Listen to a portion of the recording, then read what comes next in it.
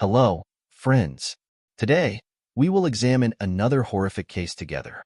Today's story is about a Kerala, India, investigation that involved more than just murder. There were no clues to identify the killer, making this one of India's most challenging and intriguing cases. So, how was this case resolved? Let's learn more in this video. The date was January 8, 2018, and a blue drum had been lying by the river in Ernakulam, Kerala, for several months with no one paying much attention to it. However, a foul odor emanating from it attracted passers-by. One day, some fishermen thought, why not open this drum and see what's inside? However, as they approached the drum, the smell intensified, raising suspicions that it contained a dead body, so they immediately notified the police. A short time later, a police team arrived on the scene, and the first thing the officers did was control the drum and begin their investigation. When the police arrived at the scene, they immediately began cutting the drum. When the police opened the drum, they found it filled with concrete and bricks. The police then broke it open with an iron rod, discovering a human skeleton inside. Many bones had decayed, but some items remained intact, including a piece of cloth, a bunch of hair, an undergarment, a silver chain, and some Indian currency. The fishermen and villagers standing there were stunned to see the human skeleton, and they began to wonder who could have thrown this drum here. After that, the police transported all of these items to a medical college in Ernakulam for a forensic examination. Doctors had many challenges ahead of them. First, they had to figure out whether this skeleton belonged to a man or a woman. What was the deceased's age and cause of death? The doctors first rearranged the bones to determine the deceased's height. Connecting the jaw bones revealed the deceased's lifespan and gender. The body appeared to be that of a woman based on the bundle of hair, but nowadays, boys also have long hair, making it difficult to determine whether the body belonged to a boy or a girl. The investigation revealed that the deceased's height was average. As the investigation progressed, it became clear that the body was that of a girl aged 20 to 25. From January 8 to January 11, 2018, the post-mortem process yielded nearly all available information from the bones. It was now time to examine the remaining items found. The police were also involved in the investigation when they began to suspect that the murder had occurred before November 2016, as the Indian currency found with the deceased included 3 old 500 notes. Before demonetization, they used these notes. Perhaps you are aware that on November 8, 2016, Prime Minister Narendra Modi implemented demonetization in India, discontinuing 500 and 1,000 notes and introducing new 500 and 2,000 notes into the market. As a result, the police now believe the body dates back to before 2016. On the other hand, some people who live near the river have reported seeing a drum since September 2016. They assumed it had drifted from somewhere, so no one paid much attention to it. Since they needed more information, the police expanded the investigation. In this case, CB Tom was the investigating officer. Tom is one of those officers who can easily solve difficult cases, but when this one came to him, he was puzzled for the first time because he had never seen such a complex case in his career. The incident occurred on the evening of January 11, 2018.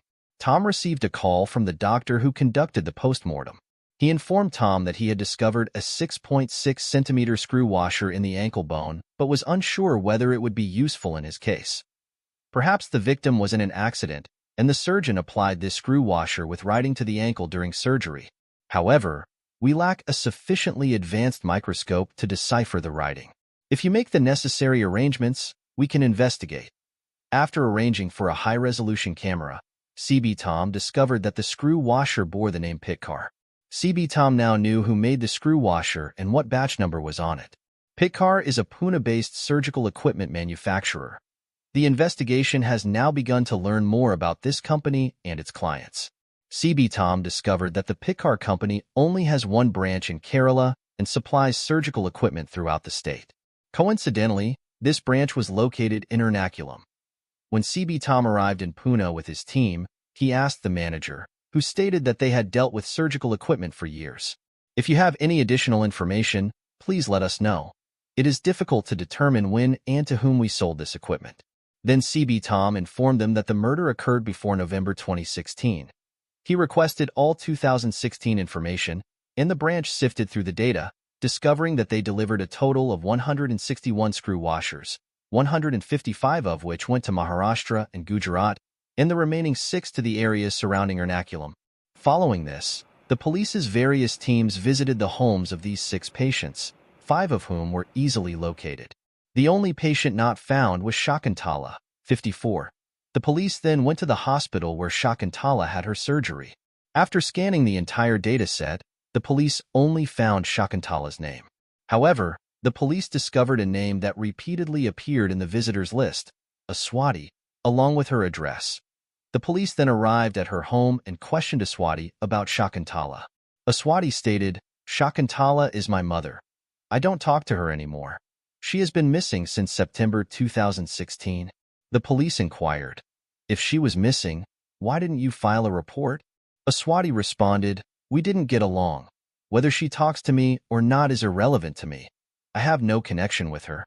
All of this shocked the police, who doubted Aswati and began investigating her. During the interrogation, a story came out, revealing that Aswati was in love with a boy. Shakuntala disapproved of this relationship.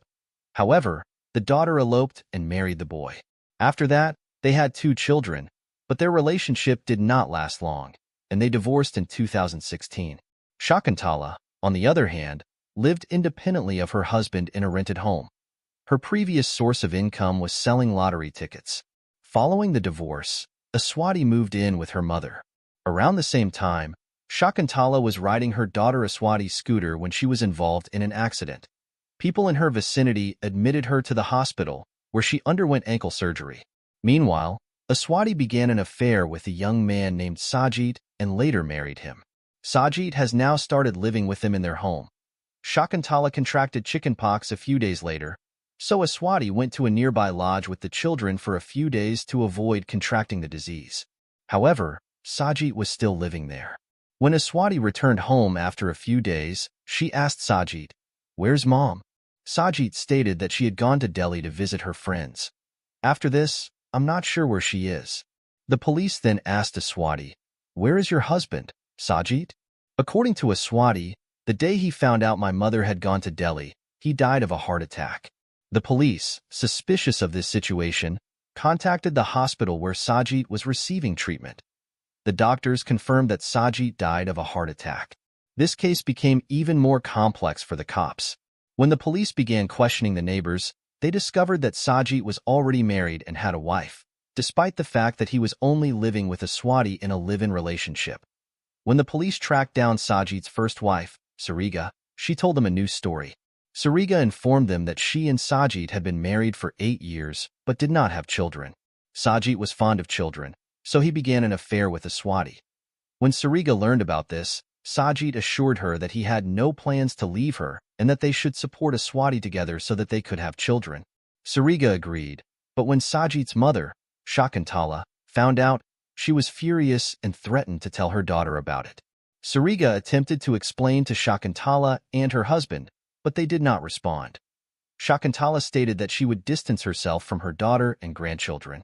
After that, Sariga returned home. She has no idea what happened next because her husband died the next day from a heart attack. The police then questioned Sajit's friends. One friend informed them that Sajit had asked him to purchase a blue drum for water storage.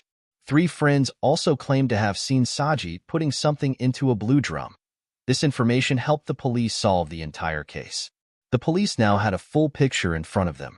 According to police officer C.B. Tom, Sajit was afraid that if Shakuntala told Aswati the truth, she would abandon him and prevent him from seeing his children.